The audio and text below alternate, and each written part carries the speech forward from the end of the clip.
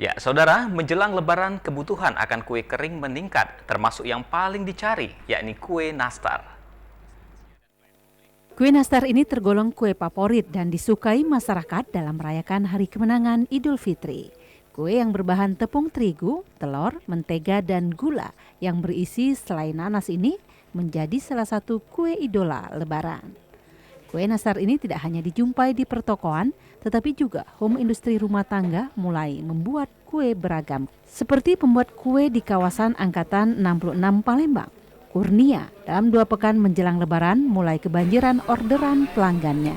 Dirinya sengaja baru membuat mendekati Lebaran agar kuenya lebih enak dan cita rasanya terjamin. Sudah mulai pemanggangan kue basah, ada pengambilan sama kue basah sekalian belanja gitu. Iya.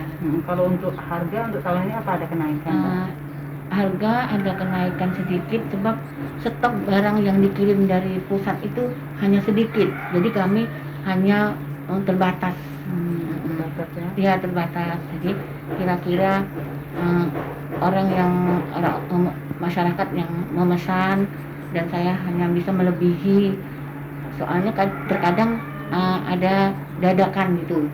Selain kue nastar, tentunya beragam kue lainnya juga tersedia seperti kue putri salju, kue mete, keju, termasuk cemilan dari kacang-kacangan.